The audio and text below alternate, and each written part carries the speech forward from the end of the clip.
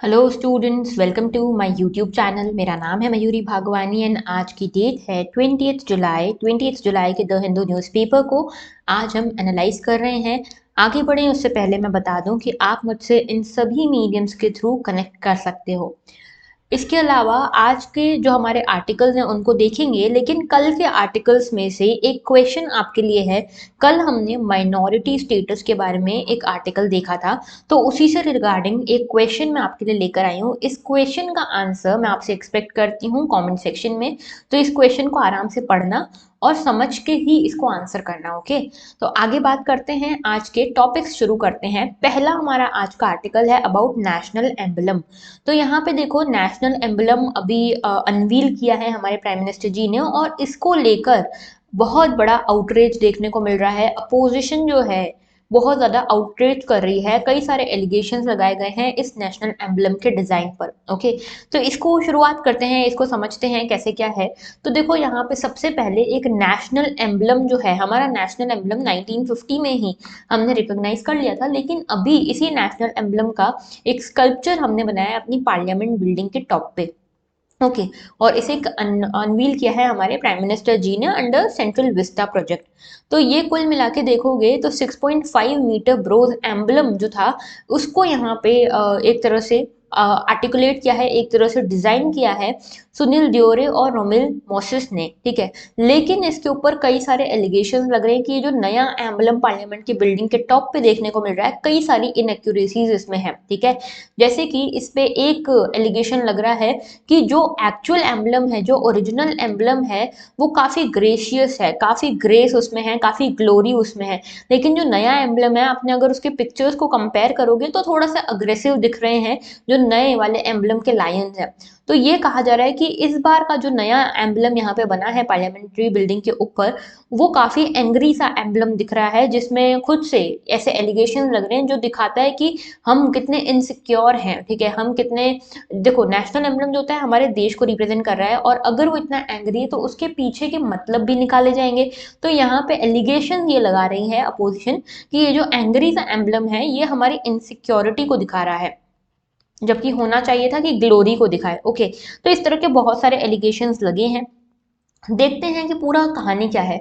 तो देखो, आपको पता होगा नेशनल एम्बलम जो है हमारा, कुल मिला के ऐसा एक एम्बलम है जिसमें 4 लायंस हैं। ठीक है, एक के पास एक खड़े हैं, तो हमें एक नेकेड आई से सिर्फ 3 यहाँ पे लायंस देखने को मिलते हैं, पीछे एक लायन छुपा होता है। ओके, तो ये जो पूरा लायन कैपिटल है, ये हमने कहाँ से लिया है? सारनाथ से लिया है। सारनाथ का एक लायन कैपिटल है, और इसे बनवाया था मौर्यन एम्परर अशोका ने। ठीक है, ये सारनाथ लायन कैपिटल बनाया क्यों गया था? ये बनाया गया था जो बुद्धा का, यहाँ पे बुद्धा का फर्स्ट सरमन था ना, उसको रिप्रेजेंट करते हुए। देखो, बुद्धा का फर्स्ट सरमन कहाँ पे हुआ था, फर्स्ट उपदेश उन्होंने कहाँ पे दिया था? सारनाथ में, और इसीलिए सारनाथ में ही ये लायन कैपिटल बनाया गया है। ठीक है, अभी देखो यहाँ पे क्या है, ये बुद्धा का जो फर्स्ट सरमन हो रहा है था यहाँ पे, उसी के उपलक्ष्य में, उसी को रिप्रेजेंट करते हुए यहाँ पे सारनाथ का लायन कैपिटल बनाया गया है। और ये कैपिटल जो था, ये 7 फीट टॉल था। ठीक है, ये 7 फीट टॉल था, और ये कहा जाता है कि ये करेज को, पावर को, प्राइड को दिखाता है। कब बनाया गया था? ये 250 बीसी में बनाया गया था। ओके, और यहाँ पे यही ये चीज कही जाती है कि जब यहाँ पे सारनाथ में फर्स्ट सरमन दे रहे थे लॉर्ड बुद्धा, उसी टाइम पे लॉर्ड बुद्धा ने 4 नोबल ट्रुथ्स भी यहीं पे बताए थे दुनिया को। ओके, तो 4 नोबल ट्रुथ्स आपको पता होंगे बुद्धिज्म के। मुझे बताना कमेंट सेक्शन में कि बुद्धिज्म के 4 नोबल ट्रुथ्स क्या हैं। तो ये जो पूरा सरमन था ना, इसको रिप्रेजेंट करता है ये सारनाथ लायन कैपिटल, जिसको अब रेप्लिकेट किया गया है हमारी पार्लियामेंट बिल्डिंग के टॉप पे। ओके, और यहाँ पे जो ये सारनाथ लायन कैपिटल है, देखो इस तरह का कैपिटल है, और उसके नीचे एक बेस है जहाँ पे आपको 4 एनिमल्स दिखने को मिलेंगे। एक तो गैलपिंग हॉर्स है, दौड़ता हुआ हॉर्स है, इसके साथ एक लायन है, बुल है, एलिफेंट है, और ये क्लॉकवाइज डायरेक्शन में मूव कर रहे हैं। ठीक है, इस तरह से उनको डिपिक्ट किया गया है।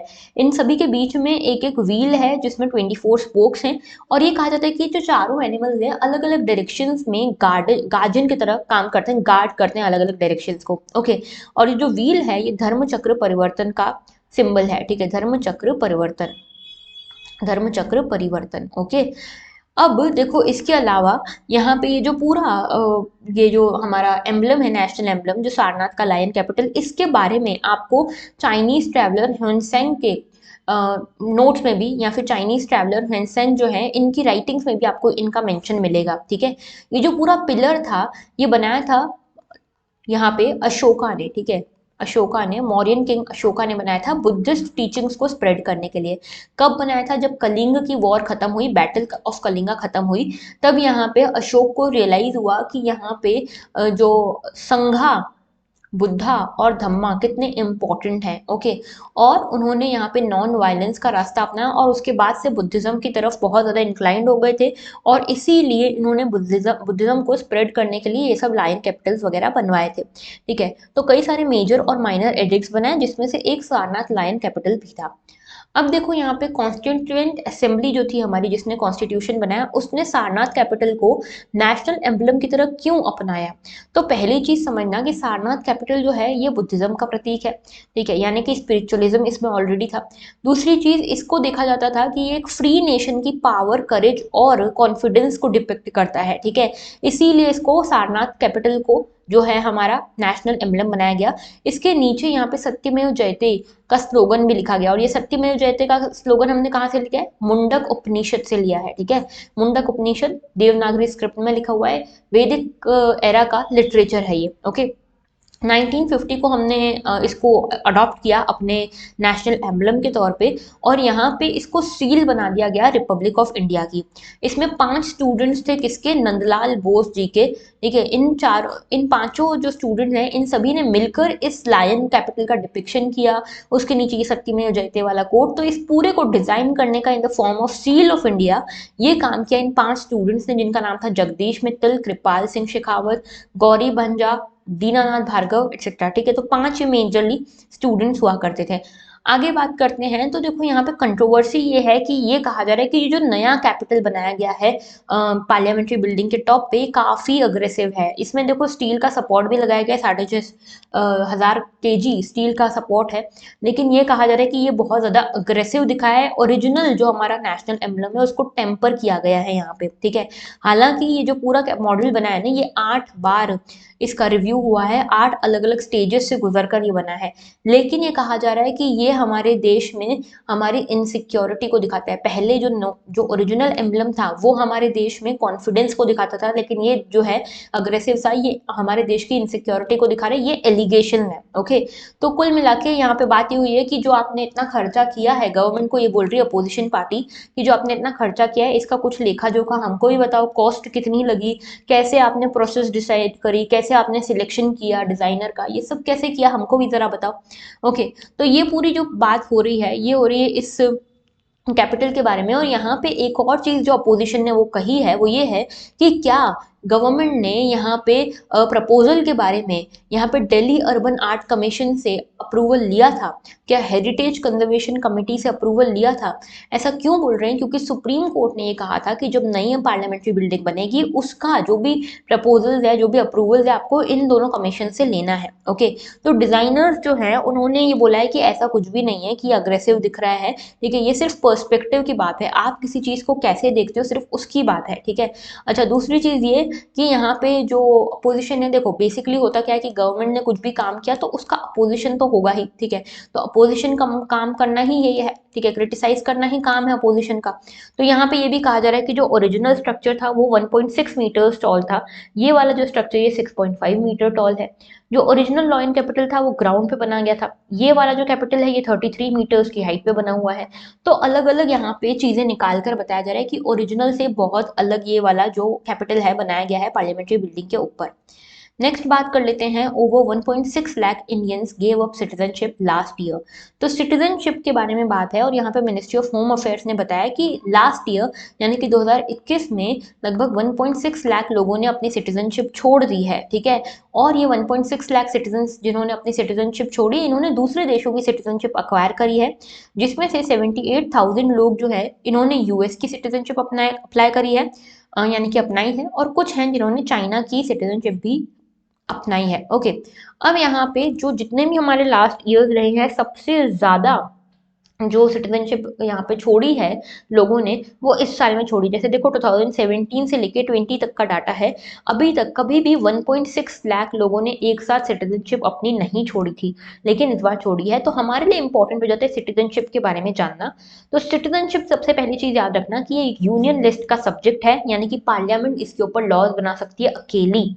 उसके बाद पार्ट 2 में ये आता है, ठीक है, पार्ट 2 में आर्टिकल 5 to 11 के अंतर्गत इसको यहाँ पे सिटीजनशिप की बात की है, लेकिन सिटीजनशिप को या सिटीजन को कहीं पे भी हमारे कॉन्स्टिट्यूशन में डिफाइन नहीं किया गया है। ओके, इसके अलावा देखो जो कॉन्स्टिट्यूशन हमारा बना था जनवरी 26 1950 से ये इफेक्ट में आया था, और इसी में यहाँ पे ये आर्टिकल्स 5 to 11 जो नंबर आर्टिकल्स है, इसमें स्टार्टिंग से ये आर्टिकल्स हमेशा से थे रिगार्डिंग सिटीजनशिप। ओके, तो आर्टिकल 5 क्या बोलता है? आर्टिकल 5 बोलता है कि जो भी लोग यहाँ पे इंडिया में बॉर्न हुए हैं, या फिर इंडिया में बड़े हुए हैं, या फिर इंडिया में रह रहे हैं, उनके पेरेंट्स इंडिया में जन्मे थे, उन सभी को सिटीजनशिप मिलेगी। आर्टिकल 6 ये बोलता है कि जो लोग पाकिस्तान से माइग्रेट करके इंडिया आए हैं, ठीक है, वो लोगों को यहाँ पे सिटीजनशिप मिलेगी। कैसे मिलेगी? कि अगर वो 19 जुलाई 1949 के पहले इंडिया आ गए हैं, या पहले इंडियन सिटीजन बन गए हैं, तो ठीक है, या फिर उनके पेरेंट्स या कोई एंसेस्टर इंडिया में बॉर्न हुआ हो, तो उसको सिटीजनशिप मिलेगी इंडिया की। यहाँ पे अगर कोई इस डेट के बाद आता है इंडिया में माइग्रेट करके, तो पहले उसको रेफ्यूजी कहा जा रहा था, बाद में ये कहा गया कि चलो आपको भी सिटीजनशिप मिल जाएगी, लेकिन आपको इसके लिए रजिस्टर करना पड़ेगा। ओके, आगे बात करते हैं आर्टिकल 7 जो है, ये क्या है? ये आपको यहाँ पे सिटीजनशिप प्रोवाइड करता है उन लोगों को जो पाकिस्तान से इंडिया माइग्रेट करके आए थे। कब? After March 1 1947। ओके, तो वो लोग जो those who migrated to Pakistan and then came again to India, ठीक है, तो जो माइग्रेट करके पाकिस्तान गए इंडिया से, और वहां पे उन्होंने उनके अगेंस्ट इतना एक्सप्लॉइटेशन हुआ कि ये वापस आ गए, रिटर्न कर गए, तो ऐसे लोगों के लिए सिटीजनशिप का प्रोविजन आर्टिकल नंबर 7 में है। आर्टिकल नंबर 8 में बात हुई है कि वो लोग जो इंडियन ओरिजिन के हैं लेकिन रहते बाहर हैं, ठीक है, ऐसे लोगों को भी इंडियन सिटीजनशिप मिल सकती है अगर उनके जो जो पेरेंट्स हैं या ग्रैंड पेरेंट्स हैं, उनका जन्म इंडिया में हुआ हो, या फिर जो भी पर्सन खुद इंडिया से बाहर रहता है उसका जन्म इंडिया में हुआ हो, तो उसको इंडियन सिटीजनशिप मिल सकती है। ओके, इसके बाद आर्टिकल 9 हमको क्या कहता है? आर्टिकल 9 बताता है कि अगर कोई पर्सन खुद से अपनी मर्जी से किसी और देश की सिटीजनशिप ले लेता है, तो उसकी सिटीजनशिप इंडिया की चली जाती है। ये आर्टिकल 9 में मेंशन्ड है। आर्टिकल 10 बोलता है कि जो भी सिटीजनशिप को लेकर लॉज हैं, उसको बनाने का पूरा राइट पार्लियामेंट के पास है, और अगर इन लॉज को कोई वायलेट करता है तो उससे सिटीजनशिप छीनी जा सकती है। आर्टिकल 11 बोलता है कि पार्लियामेंट जो है ये इकलौती अथॉरिटी है जो एक्विजिशन या टर्मिनेशन पे लॉज बनाएंगे, सिटीजनशिप के एक्विजिशन या टर्मिनेशन के ऊपर लॉज बना सकती है। तो देखो यहाँ पे टर्मिनेट करने के 3 तरीके हैं। अगर आपको अपनी सिटीजनशिप खत्म करनी है तो 3 तरीके हैं। पहला है रिनाउंसिएशन, यानी कि आप हमेशा से इंडियन सिटीजन थे, लेकिन आपने खुद से इसको रिनाउंस कर दिया, आपने खुद से अपनी सिटीजनशिप छोड़ दी बाय अ डिक्लेरेशन, तो आप यहाँ पे आपका जो सिटीजनशिप है वो रिनाउंस हो जाती है, ठीक है, यानी कि सिटीजनशिप इंडिया की खत्म हो जाएगी। और मान लो कोई मेल पर्सन ऐसा करता है, ठीक है, मान लो कोई ये 35 साल का कोई आदमी है जो बोलता है नहीं मुझे नहीं चाहिए इंडियन सिटीजनशिप, तो ऑटोमेटिकली जो इसके माइनर चिल्ड्रन हैं उनकी भी इंडियन सिटीजनशिप खत्म हो जाती है, ठीक है। हाँ, ये हो सकता है कि ये जो छोटे बच्चे हैं ये जब बड़े हो जाए 18+ हो जाए, तो ये वापस से इंडिया में सिटीजनशिप के लिए अप्लाई कर सकते हैं, रिक्लेम कर सकते हैं। ओके, दूसरी चीज है टर्मिनेशन। टर्मिनेशन कब होता है? जब आपने किसी और कंट्री की यहाँ पे सिटीजनशिप अडॉप्ट कर लिया, और हमारे देश में सिर्फ सिंगल सिटीजनशिप चलती है, इसीलिए अगर आप किसी और देश की कंट्री की सिटीजनशिप को एक्वायर करते हो तो आपका यहाँ पे इंडिया की सिटीजनशिप टर्मिनेट हो जाती है।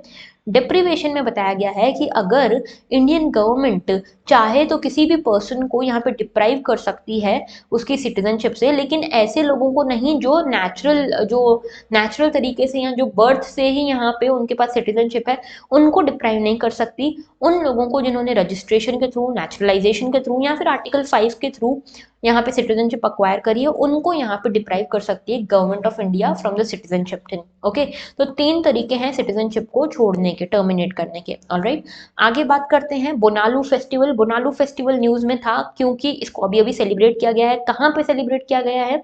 हैदराबाद और सिकंदराबाद में इसको सेलिब्रेट किया गया है। इसकी पिक्चर दिखाती हूँ, तो देखो ये हैदराबाद और सिकंदराबाद में इस तरह का बोनालू फेस्टिवल सेलिब्रेट किया जाता है, और बेसिकली ये डेडिकेटेड होता है टू गॉडेस महाकाली। ओके, तो टू गॉडेस महाकाली ये डेडिकेटेड होता है और इसमें काफ़ी पूजा अर्चना होती है।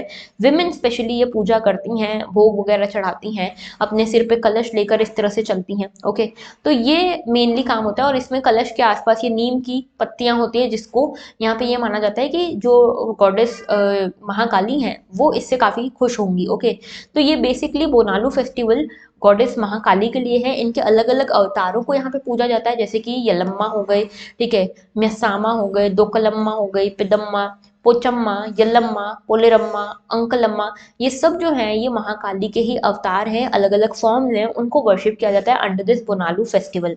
इसमें जो डिवोटीज होते हैं ये राइस को भोग चढ़ाते हैं, राइस का, ठीक है, जैगरी का, मिल्क का, तो कुल मिला के खीर का यहाँ पे एक भोग चढ़ाया जाता है और अपने सिर पे कलश में ये भोग लेकर जो विमेन है एक लंबा रास्ता तय करती हैं, ठीक है। तो ये इस तरह से बोनालू फेस्टिवल मनाया जाता है। कहाँ मनाया जाता है याद रखना, हैदराबाद एंड सिकंदराबाद में। ओके, तो हिंदू फेस्टिवल है ये। आगे बात करते हैं investment via P notes stocks. तो जो पी नोट्स हैं, पी नोट्स क्या होता है पहले तो ये देखेंगे। और ये बताया गया है कि जो हमारे इंडियन कैपिटल मार्केट में पी नोट्स के थ्रू, यानी कि पार्टिसिपेटरी नोट्स के थ्रू जो इन्वेस्टमेंट आ रही थी फॉरेन से, वो कहीं ना कहीं गिरी है, लगभग 80,000 करोड़ तक ये जो इन्वेस्टमेंट है ये गिरी है। ओके, दूसरी चीज ये है कि यहाँ पे बताया जा रहा है कि ये इसके पीछे रीजन क्या है, क्योंकि यूएसए के फेडरल रिजर्व बैंक ने यहाँ पे क्या किया है, वहाँ के इंटरेस्ट रेट बहुत बढ़ा दिए हैं। और क्योंकि ये इंटरेस्ट रेट इतने बढ़ा दिए गए हैं यूएस में, इसीलिए जितने भी फॉरेन इन्वेस्टर्स ने हमारे देश में इन्वेस्ट किया था वो सब के सब यहाँ पे जा रहे हैं फॉरेन इन्वेस्टमेंट करने के लिए। वो कहाँ पे जा रहे हैं, अपने ही देश में, यूएस में ही इन्वेस्टमेंट करने वाले हैं, हमारे देश से इन्वेस्टमेंट को निकाल कर। तो इसीलिए हमारे देश में पी नोट्स के थ्रू जो इन्वेस्टमेंट आई थी ये लगभग 80,000 करोड़ तक नीचे गिर गई है। ओके, तो 20 मंथ्स का सबसे लोवेस्ट लेवल है ये। ओके, अब देखो पी नोट्स क्या होते हैं। पी नोट्स एक आसान भाषा में समझाऊं मैं, तो मान लो ये इंडिया का पूरा मार्केट है, मान लो ये यूएसए में कोई आदमी बैठा है, इसे ये फॉरेन इन्वेस्टर है हमारे देश के लिए, ठीक है, इसको इन्वेस्ट करना है, लेकिन इसको बहुत ज़्यादा रजिस्ट्रेशन वगैरह के चक्कर में नहीं पड़ना है, सेबी से एक एक चीज़ का रजिस्ट्रेशन अप्रूवल नहीं लेना है। तो क्या कर सकता है ये कि कोई यहाँ पे पी नोट्स ले ले, यानी कि पार्टिसिपेटरी नोट्स ले ले, और इस फॉरेन इंस्टीट्यूशनल इन्वेस्टर से ये पार्टिसिपेटरी नोट्स ले, ठीक है। ये फॉरेन इंस्टीट्यूशनल इन्वेस्टर का पूरा झंझट है कि ये सेबी से अप्रूवल ले और सब जो भी चीज़ें रजिस्ट्रेशन वगैरह करनी है वो सेबी से करे। तो बेसिकली क्या होता है कि ये जो बाहर वाला जो भी इन्वेस्टर है, इसको अगर हमारे इंडियन मार्केट में इन्वेस्ट करना है तो ये बिना रजिस्ट्रेशन के इन्वेस्ट कर सकता है वाया पी नोट्स। ओके, तो पी नोट्स या पार्टिसिपेटरी नोट्स क्या है, फाइनेंशियल इंस्ट्रूमेंट्स हैं जिनको इशू किया गया है by the foreign by which are issued by registered foreign institutional investor to an overseas investor. यानी कि मान लो कि ये एफआईआई हमारे देश में एक रजिस्टर्ड इन्वेस्टर है, फॉरेन इंस्टीट्यूशनल रजिस्टर्ड इन्वेस्टर है। ये क्या करता है, ये बोलता है कि एक काम करो, अगर मान लो इसके दोस्त या इसके रिश्तेदार हैं यूएस में और ये बोलते हैं कि हमको भी इन्वेस्ट करना है, लेकिन वहां पे आके सेबी से एक एक चीज का अप्रूवल कौन ले, तो ये बोलेगा कि चलो तुम मत लो, एक काम करो, तुम मुझसे पी नोट्स खरीद लो और इस पी नोट्स में तुम इन्वेस्ट करो, बाकी सारा रजिस्ट्रेशन वगैरह का झंझट मेरा। तो एफआईआई जाके सेबी में रजिस्टर करता है। ओके, यहाँ पे जो ये इन्वेस्टर है फॉरेन इन्वेस्टर, इनको कोई रजिस्ट्रेशन नहीं करना पड़ता, बस ये फॉरेन इंस्टीट्यूशनल इन्वेस्टर्स ने जो पी नोट्स इशू करें उनको खरीद के इंडियन स्टॉक मार्केट में ये लोग ट्रेड कर सकते हैं, इन्वेस्ट कर सकते हैं। तो की पॉइंट्स इसके ये हैं कि ये एक ऑफशोर डेरिवेटिव इन्वेस्टमेंट है, यानी कि आप यहाँ पे जो यूएसए में आदमी बैठा है, इंडियन मार्केट में अगर उसको इन्वेस्ट करना है तो कैसे इन्वेस्ट करना है, ऑफशोर इन्वेस्ट करना है, और एक तरह का डेरिवेटिव इन्वेस्टमेंट हो जाता है ये पी नोट। ओके, जिसके थ्रू आप इक्विटीज में, शेयर्स में, डेट सिक्योरिटीज में, इन सभी में इन्वेस्ट कर सकते हो। तो इससे क्या होता है, आपको लिक्विडिटी मिलती है, सभी इन्वेस्टर्स को लिक्विडिटी मिलती है। जैसे क्या होगा कि मान लो आपने रजिस्टर कर दिया जाके सेबी में, तो आपको उनका अप्रूवल चाहिए होगा विड्रॉ वगैरह करने के लिए, लेकिन पी नोट्स को आप क्या कर सकते हो, फटाफट से खरीद बेच सकते हो, तो यहाँ पे लिक्विडिटी बढ़ जाती है आपकी। और जो एफआईआईज हैं जिन्होंने पी नोट्स यहाँ पे इशू किए हैं, उनकी जिम्मेदारी रहेगी कि वो सेबी से हर बार रिपोर्ट करें कि सेबी को कि हमने इतने इतने पी नोट्स यहाँ पे इशू करे हैं, अपनी जो भी आइडेंटिटी है उनको, यहाँ पे इन्वेस्टर्स की आइडेंटिटी रिवील करने की जरूरत नहीं है, लेकिन सभी जो इन्वेस्टमेंट हुए हैं उसके बारे में उनको सेबी को बताना पड़ेगा। ओके, तो ये थे पी नोट्स। आगे बात करते हैं, नेक्स्ट इशू है हमारा a new legislation that mirrors the old. तो यहाँ पे बात हो रही है, देखो एक नया बिल आई है, ड्राफ्ट बिल आई है जिसका नाम है antiquated antiquated drugs and cosmetics ठीक है। इसी के ऊपर एक नई बिल आई है, ठीक है, और इसी बिल की बात यहाँ पे हुई है। बेसिकली इस बिल का क्रिटिसिज्म यहाँ पे दिया गया है, लेकिन पहले हम समझते हैं कि इस बिल में है क्या। तो यूनियन हेल्थ मिनिस्ट्री जो है वो नई बिल लेकर आई है जिसका नाम है drug medical devices and cosmetic bill 2012, ठीक है। इसमें बेसिकली जो पुराना एक एक्ट था ड्रग एंड कॉस्मेटिक एक्ट 1940 का, इसको रिप्लेस करने की बात कर रही हैं, ठीक है। तो इसमें बेसिकली बात ये हुई है कि जितने भी मेडिकल डिवाइसेज हैं उनको एक सेपरेट एंटिटी बनाया जाए, उनके लिए रेगुलेशन लाया जाए। अगर कोई इसको यहाँ पे वायलेट करता है तो उसको फाइन या इम्प्रीजनमेंट हो, ठीक है। यहाँ पे क्लिनिकल ट्रायल्स के कारण किसी की डेथ होती है तो उसको यहाँ पे फाइन या इम्प्रीजनमेंट हो। और ई फार्मेसीज यानी कि जो ऑनलाइन फार्मेसीज है उसको कैसे रेगुलेट करेंगे, इसकी बात है। तो देखो, ऑनलाइन फार्मेसीज के लिए यहाँ पे पहले कोई लॉ नहीं था, लेकिन अभी ये बोला गया है कि कोई भी पर्सन अपनी मर्जी से ऑनलाइन फार्मेसी नहीं खोल देगा, ठीक है। अगर उसको फार्मेसी खोलनी है तो उसको प्रॉपर लाइसेंस या परमिशन लेनी पड़ेगी, ओके। तो बिना परमिशन के, बिना लाइसेंस के कोई भी पर्सन अपने किसी और के बिहाफ पे सेल नहीं कर सकता, स्टॉक नहीं कर सकता, डिस्ट्रीब्यूट नहीं कर सकता किसी भी ड्रग को ऑनलाइन, ओके। दूसरी चीज, क्लिनिकल ट्रायल्स को लेकर यहाँ पे कहा गया है कि अगर कोई भी पर्सन की यहाँ पे डेथ होती है, इंजरी होती है क्लिनिकल ट्रायल के दौरान, तो उनको आपको कॉम्पनसेशन देना पड़ेगा, उन पार्टिसिपेंट्स को या फिर उनके एयर्स को यहाँ पे आपको कॉम्पनसेशन देना पड़ेगा, ठीक है। और इसके साथ साथ यहाँ पे ज्यादा जो ओनर्स है वो इस पे भी रखा गया है कि मेडिकल मैनेजमेंट कैसे होता है, ठीक है। अगर कोई यहाँ पे ट्रायल हो रहा है, जैसे देखो, owners on providing medical management for any injury arising due to the trial of the investigator. मान लो कोई इन्वेस्टिगेटर किसी डिसीज का ड्रग की इन्वेंशन करना चाह रहा है, उसके लिए उसको ट्रायल्स करने पड़ेंगे। तो जब ट्रायल्स हो रहे हैं, ट्रायल्स के दौरान अगर इंजरी भी होती तो उसका प्रॉपर मेडिकल मैनेजमेंट होना चाहिए, ये भी कहा गया है, ओके। इसके अलावा अगर मान लो कि कॉम्पनसेशन आपने नहीं भरा है किसी को, तो उस केस में आपके ऊपर फाइन ये लगेगा कि आपको डबल कॉम्पनसेशन भरना पड़ेगा, ओके। और अगर ये लॉ एक्चुअल में लॉ बन जाता है, एक्ट बन जाता है, बिल अगर एक्चुअल में एक्ट बन जाती है, तो ये जो लॉज हैं ये काफी स्ट्रिंजेंट हो जाएंगे कॉम्पनसेशन को लेकर, ओके, क्लिनिकल ट्रायल्स को लेकर। देन यहाँ पे वैसे क्लिनिकल ट्रायल्स जो परमिशन के बिना हो रहे हैं, बिना किसी सेंट्रल अथॉरिटी के परमिशन के हो रहे हैं, उनको प्रोहिबिट किया गया है। जो पुराना लॉ था उसमें भी कहीं एक्सप्लिसिटली नहीं लिखा था कि आपको रेगुलेटर से जाके परमिशन लेनी है, लेकिन इसमें एक्सप्लिसिटली लिखा है कि आपको सेंट्रल लाइसेंसिंग अथॉरिटी से परमिशन लेनी पड़ेगी। मेडिकल डिवाइसेस के बारे में क्या कहा गया है, तो यहाँ पे कहा गया है कि मेडिकल डिवाइसेस का दायरा जो है थोड़ा बढ़ाया गया है। इसमें diagnostic equipment, softwares, implants, assistants, disability वाले असिस्टेंट्स, लाइफ सपोर्ट, डिसइंफेक्शन के लिए जो इंस्ट्रूमेंट्स हैं, किट्स हो गई, ये सब कुछ इसमें यहाँ पे ड्रग्स में आएगा, ठीक है। तो यहाँ पे 1940 का एक्ट जो था वो बोलता था कि मेडिकल डिवाइसेस जो है उसमें ये medical devices as one of the 4 categories of drugs के फॉर्म में रिप्रेजेंट करता था 1940 का एक्ट। यानी कि ड्रग्स जो है उसी में एक तरीका का ड्रग है मेडिकल डिवाइस, लेकिन यहाँ पे मेडिकल डिवाइसेस को अलग से रिकॉग्निशन मिला है इस बिल में, ओके। इसके अलावा medical devices technical advisory body, तो यहाँ पे एक बोर्ड बनाई गई है medical devices technical advisory board, जो क्या करेगी, यहाँ पे डिसीजंस लेगी। कोई भी मेडिकल डिवाइस है उसके रेगुलेशन को लेकर यहाँ पे डिसीजन लेने का काम होगा इस टेक्निकल एडवाइजरी बॉडी का, ओके। और ये कैसे होगी, अभी भी एक ड्रग टेक्निकल एडवाइजरी बॉडी है तो उसमें भी ये सेम चीज होती है, लेकिन यहाँ पे क्या है कि यहाँ पे ऑलरेडी लोग हैं टेक्निकल नॉलेज वाले, इनके साथ में कुछ और लोगों को भी शामिल किया गया है। जैसे हेल्थ मिनिस्ट्री के साथ साथ atomic energy, science and tech department से लोग रहेंगे, इलेक्ट्रॉनिक्स एंड इंफॉर्मेशन टेक्नोलॉजी से, डीआरडीओ से, biomedical technology, bio material, polymer technology, इन सभी एरियाज से लोग इस एडवाइजरी बोर्ड में रहेंगे। तो बेसिकली एडवाइजरी बोर्ड पहले भी हुआ करती थी, लेकिन अब इस एडवाइजरी बोर्ड का जो दायरा है उसको बढ़ा दिया गया है, ओके। आगे बात करते हैं इम्प्रीजनमेंट और फाइन्स की। तो देखो, अगर कोई भी अडल्ट्रेटेड या स्पूरियस मेडिकल डिवाइस होता है, कोई गलत मेडिकल डिवाइस होता है, तो उस केस में आपको इम्प्रीजनमेंट हो सकता है, फाइन लग सकता है। और ये भी बोला गया है कि मेडिकल डिवाइस अडल्ट्रेटेड कब कंसिडर होगा, जब या तो वो रस्टेड होगा या कोरोडेड होगा, फिल्दी होगा, डिकम्पोज होगा, या फिर उसमें टॉक्सिक सब्सटेंसेस होंगे। ये सब चीज़ें जब होंगी तो ऐसा माना जाएगा कि अडल्ट्रेटेड है, ओके। और मेडिकल डिवाइसेस जो हैं इसको यहाँ पे स्पूरियस तब माना जाएगा जब यहाँ पे कोई लेबल होगा फिक्टिशियस कंपनी का, और ये माना जाएगा कि इसको मैन्युफैक्चर नहीं किया गया है, इसको कॉपी करके बनाया गया है, ओके। तो ये थी हमारी बात regarding the complete bill. Okay, अब इसमें आते हैं वापस से इस आर्टिकल के ऊपर और देखते हैं इस आर्टिकल में लिखा क्या है। तो इस आर्टिकल में बेसिकली बताया गया है कि एक नया लेजिस्लेशन है लेकिन काफी कुछ पुराने जैसा ही है। जैसे कि इसमें कहा गया है कि यहाँ पे अमेरिकन लॉज हैं, यूके के लॉज हैं, उनमें क्या है अलग से गुड मैन्युफैक्चरिंग प्रैक्टिसेस को अलग से डिस्क्राइब किया गया है। हमारे देश में गुड मैन्युफैक्चरिंग प्रैक्टिसेस का मेंशन तक नहीं है नई बिल में। ओके, तो गुड मैन्युफैक्चरिंग प्रैक्टिसेस को उतना ज्यादा स्ट्रिंजेंटली हम फॉलो नहीं करते जितना बाकी देश करते हैं। दूसरा इशू है फेडरलिज्म का। जैसे कि आपको पता है कि ये जो ड्रग्स वाला जो इशू है ये दोनों के साइड पे आता है, ठीक है, यानी कि इसका जो फाइनल लॉ है ये सेंटर ने बनाया है लेकिन इसके ऊपर इंप्लीमेंट कराने का जिम्मेदारी स्टेट की होती है।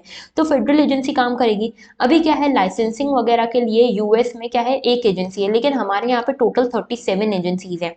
ओके, एक तो है सेंट्रल लेवल की central drug standard control organisation और अपने अपने स्टेट्स की सबकी अलग अलग है। तो यहाँ पे जो ये सारे लॉज बनते हैं या रूल्स बनते हैं ये प्रॉपरली इंप्लीमेंट नहीं होते स्टेट्स में, जिसका पहला कारण है कि अलग अलग सभी की यहाँ पे ऑथराइजिंग एजेंसीज हैं, ठीक है। दूसरा कारण ये है कि यहाँ पे कई सारे एरियाज हैं, जैसे कई सारे स्टेट्स हैं जहाँ पे फार्मास्यूटिकल कंपनीज काफी इन्वेस्ट करती हैं और काफी अच्छा काम कर रही हैं। जैसे एक देखो हिमाचल प्रदेश है, लेकिन इन स्टेट्स में क्या होता है आप देखोगे ये स्टेट्स जानबूझ के इन रूल्स को, इन स्ट्रिंजेंट रूल्स को अप्लाई नहीं करते क्योंकि इनको पता है अगर हमने अप्लाई किया तो आधी कंपनीज तो ऐसे ही भाग जाएंगी, क्योंकि आधी कंपनीज अडल्ट्रेटेड मेडिकल डिवाइस या अडल्ट्रेटेड ड्रग्स बना रही हैं। तो ऐसे में फिर क्या होता है कि ये स्टेट्स जानबूझ के इनको इम्प्लीमेंट नहीं करते, ये सोच के कि अगर हमने इनको इम्प्लीमेंट किया तो हमारे देश में, हमारे स्टेट में जो यहाँ पे इन्वेस्टमेंट आ रहा है फार्मास्यूटिकल्स का वो नहीं आएगा, ठीक है। इसीलिए इसको इतना प्रॉपर्ली इन्वेस्ट भी नहीं किया जा रहा है, इन्वेस्टिगेट भी नहीं किया जा रहा बाय द स्टेट्स। ओके, अच्छा, दूसरी चीज ये भी है एक इशू कि जिस स्टेट में मैन्युफैक्चरिंग हो रही है वहीं की जो गवर्नमेंट है वो इनका लाइसेंस कैंसिल कर सकती है अगर कुछ अडल्ट्रेशन मिलता है तो। दूसरी स्टेट्स की जो ऑर्गेनाइजेशन या एजेंसीज हैं वो इनका लाइसेंस यहाँ पे रद्द नहीं कर सकती। एक कमेटी की भी बात की गई है, माशेलकर कमेटी है, ठीक है। वो ये बोलती है कि एक सेंट्रलाइजिंग ड्रग लाइसेंसिंग यहाँ पे एजेंसी होनी चाहिए, ठीक है। एक सेंट्रलाइजिंग ड्रग लाइसेंसिंग एजेंसी होनी चाहिए जो कि एक बार में सबको यहाँ पे लाइसेंस प्रोवाइड करे।